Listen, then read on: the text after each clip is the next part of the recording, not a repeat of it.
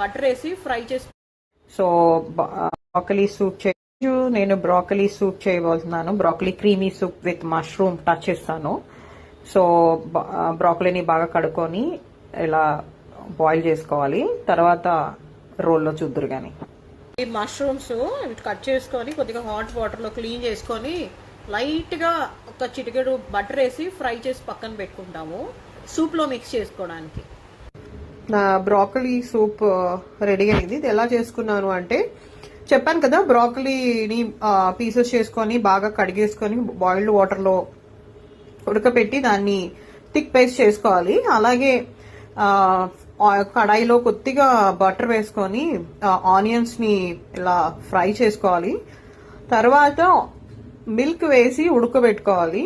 దాంట్లో కొద్దిగా బటర్, కొద్దిగా కార్న్ఫ్లోర్ వేసుకుని ఇలా